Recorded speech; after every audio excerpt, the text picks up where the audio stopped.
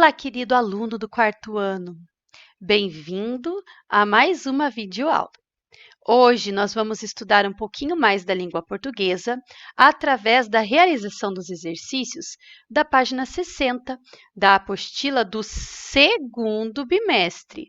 Não é a apostila nova ainda, é a do segundo bimestre. Isso mesmo. Para realizar essas atividades, nós vamos ter como base o texto da abelha e da formiga. Então, você pode voltar na página 54, onde está o texto que nós vamos utilizar como referência. O texto que era uma adaptação da fábula A Formiga e a Cigarra, mas agora reescrevendo uma releitura, dizendo a formiga e a abelha, né, em forma de história em quadrinho. Vamos fazer os exercícios? Nossos exercícios estão na página 60, você está vendo aqui? Nós vamos começar com o 43. Aqui está dizendo assim, ó, escreva a seguir a palavra que o autor utilizou para expressar ideia contrária. Deixa eu explicar para você. O autor estava falando uma coisa, agora ele queria falar uma coisa contrária, que não tinha uma sequência lógica de continuidade, mudava o rumo das coisas. Ele usou uma palavra para indicar isso. Vamos procurar no texto? Olha aqui, Fábulas do Rex, a formiga e a abelha. Era uma vez uma formiga que só trabalhava, enquanto a abelha só cantava. Mas que injustiça!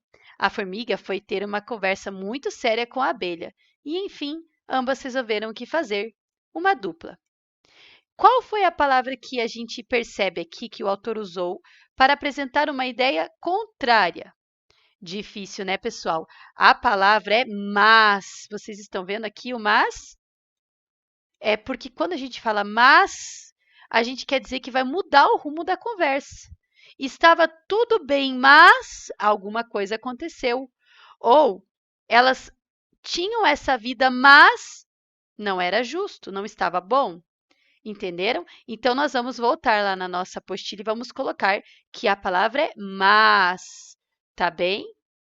Muito bom, ó. Mas sem i, viu? Mais com i, é só aquele mais da adição, tá bem? Mas, quando a gente quer indicar uma ideia contrária, ele não pode ter i, tá certo? Agora, lá no texto, o autor usou uma palavra para dar ideia de conclusão. Ele chegaria ao fim. Qual seria a palavra? Essa é mais fácil, vamos ver? Ó, Fábulas do Rex, a formiga e a abelha. Era uma vez uma formiga que só trabalhava, enquanto a abelha só cantava. Mas que injustiça! A formiga foi ter uma conversa muito séria com a abelha e, enfim, ambas resolveram o que fazer. Uma dupla. Bem, essa era mais fácil. A palavra que indicava que uma conclusão estava se aproximando é a palavra enfim. Ou seja, no fim, perto do fim, finalmente, né? Enfim, tá bom? Vamos voltar aqui, vamos registrar. Enfim, você está registrando na sua apostila? Muito bem. Ó, enfim, se escreve assim. Ó. Enfim. Tá bom? Agora, está perguntando assim, que outras palavras o autor poderia ter utilizado para dar a mesma ideia de mas? Ele só tem essa palavra ou teria outras palavras que ele poderia ter usado? Tem outras palavras, ó. Uma delas é porém. Porém, ó, estava tudo bem, porém, algo aconteceu.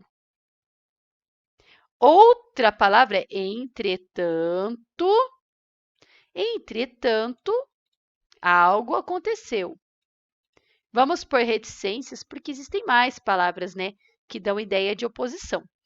Mas tanto mas quanto porém, quanto entretanto, poderiam ter sido usadas. A gente é acostumado a usar mais o mas, né? Mas essas outras duas dão a mesma ideia de oposição. Agora, nós temos que pensar em quais palavras poderiam ser usadas no lugar do enfim para dar a ideia de conclusão. Bem, eu conheço uma palavra muito boa que também tem a mesma ideia de conclusão, que é finalmente. Mas também podíamos usar expressões como por fim. Quando a gente precisa usar duas palavras para representar uma ideia, a gente chama de expressão, tá bom? Mas quando é uma palavra só, a gente chama de palavra mesmo. Bem, agora você já sabe que quando você precisa mudar o rumo da conversa, você está falando que estava bom, mas você quer contar que algo estava ruim, tá vendo? Uma ideia contrária? Você pode usar as palavras mas, porém, entretanto. Agora, quando você está chegando ao fim do seu texto e você quer anunciar que vai dar a conclusão, que vai concluir a história, né, ou a sua ideia, você pode usar palavras como enfim, finalmente, por fim, tá bem? Registrou tudo direitinho? Se precisar, dá um pause no vídeo, termina de escrever e depois a gente continua. O próximo exercício é o 45, mas a gente vai deixar ele para o final, combinado? Vamos seguir e vamos fazer o exercício 46. No exercício 46, nós temos que analisar o uso das pontuações. Aqui, na letra A, está pedindo assim: por que foi usado esse sinal aqui, esse ponto de exclamação no último quadrinho? Vamos olhar lá no texto? Último quadrinho. Uma dupla. Ah, muito fácil, né? Foi usado para dar ênfase.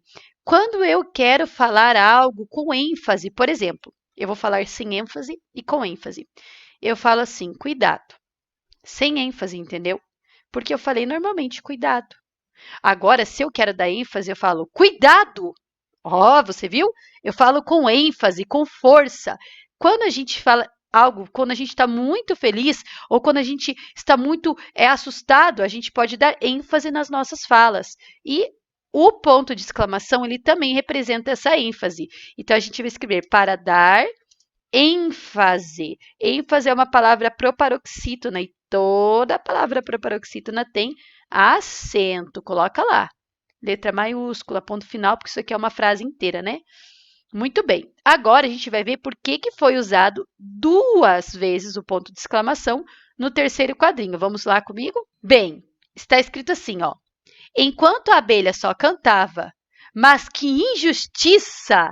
Olha só, os pontos de exclamação também foram usados para dar ênfase na frase, mas que injustiça, porque a pessoa que escreveu esse texto queria mostrar que a abelha estava muito indignada. Então, a gente vai fazer essa resposta novamente para dar ênfase. Tá vendo? O ponto de exclamação ele serve principalmente para dar ênfase, tanto dar ênfase com a conotação de alegria, quando alguém está muito feliz e quer enfatizar o discurso, também com a conotação de raiva, ou de medo, ou de indignação. Então, todas as vezes que nós queremos enfatizar o nosso discurso, com a fala nós mudamos o nosso tom, né?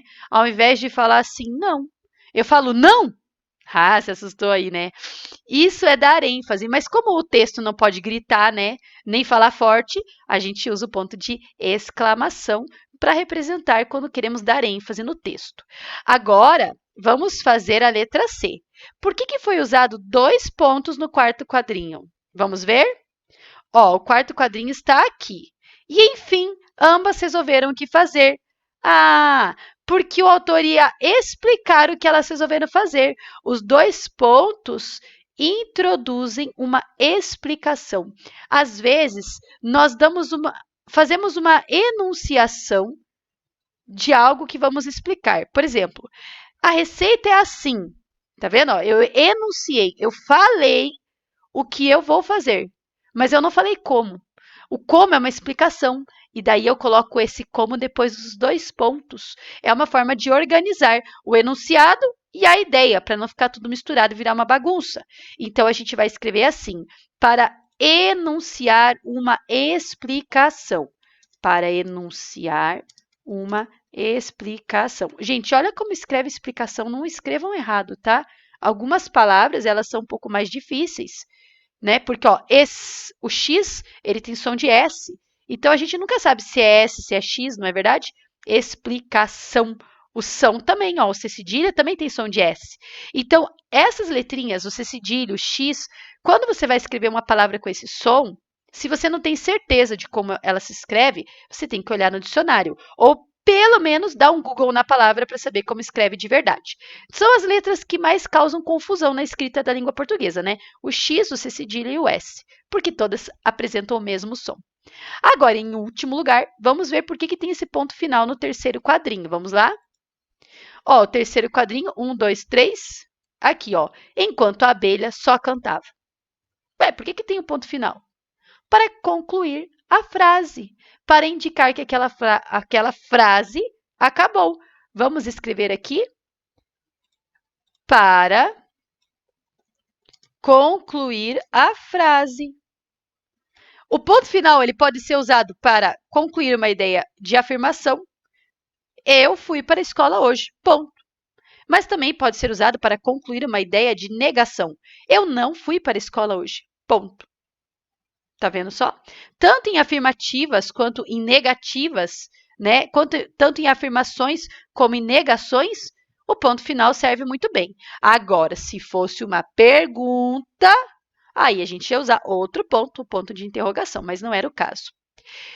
Participe das aulas de reforço, porque nós estamos constantemente reforçando os usos das pontuações, tá bem? E também você precisa aprender a usar a pontuação na hora que você vai fazer o seu texto. E falando em texto, vamos voltar que eu vou explicar a atividade 45.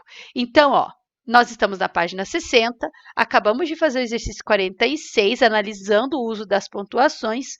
Nós já fizemos o exercício 44, se lembra? Vamos voltar lá para você ver. Lembra?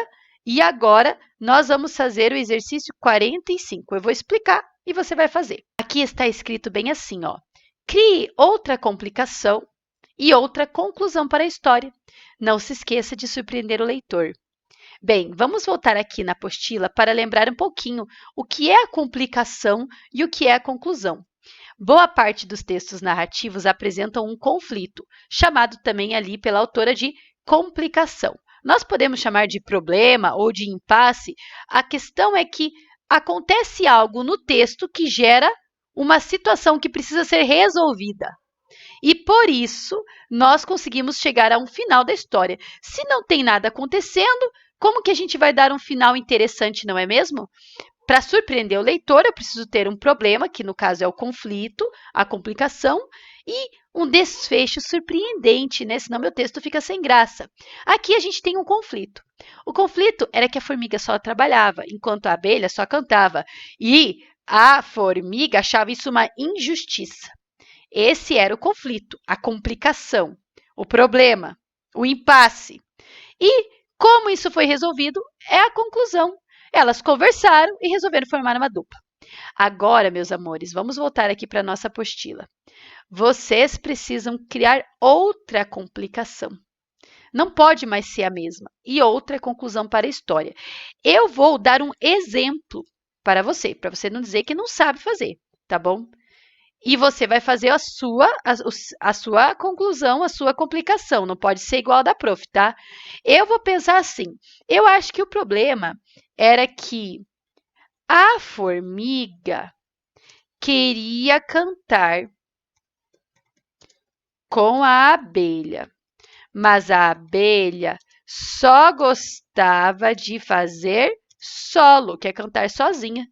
E agora o problema é outro, não é porque a formiga só trabalha e a abelha só canta. É porque a formiga quer cantar com a abelha, mas a abelha só quer fazer solo. E como que pode se resolver? Ai, agora eu tenho que pensar numa nova conclusão, né? Viu que como eu tenho uma nova complicação, agora eu preciso de uma conclusão mais lógica, né? Porque como que elas resolveram formar uma dupla se a abelha só queria fazer solo? Não queria cantar junto, né? Então, eu vou pensar assim. Então, a formiga aprendeu a tocar violão e formou uma equipe, uma banda, melhor, né? Uma banda com a abelha de vocalista. Nada a ver, né, gente? É uma coisa inventada. O teu também pode ficar assim. Ó, vamos pôr um parágrafo aqui, né? Porque como eu não estou fazendo uma história em quadrinho, eu aqui botei 2 parágrafos. Como eu não estou fazendo uma história em quadrinho, eu tenho que organizar meu texto em parágrafo e frase. Tá bem curtinho, tá vendo? Tá bem conciso. Ó, eu inventei um novo problema e uma nova conclusão. Você vai fazer a mesma coisa. Pode ser assim, ó. Inventa um parágrafozinho pequenininho com um novo problema, um parágrafozinho pequenininho com a conclusão. Pode ser qualquer problema. Pode ser que a formiga não goste do barulho que a abelha faz e daí a abelha compra um tapa-ouvido para a formiga, entendeu? Uma ideia. Você vai pensar em uma ideia. Ai, prof, eu tô sem ideia. Chama a prof no chat, a prof te ajuda a arrumar uma ideia bem legal. Beleza? Você vai fazer sozinho, não pode copiar o da prof, tá? Porque daí não vale, né? Aí é trollar o próprio cérebro e ninguém quer trollar o próprio cérebro. E você vai fazer 2 pequenos parágrafos, letrinha caprichada, letrinha maiúscula para começar, pontinho final para terminar, um parágrafo bem pequenininho contando a sua complicação que você inventou e um parágrafo pequenininho contando a sua conclusão que você inventou. Se precisar de ajuda, é só me chamar no chat, eu estou o tempo todo por aqui e eu posso te ajudar a ter ideias e organizar seu texto. Um beijo e até a próxima videoaula. Tchau!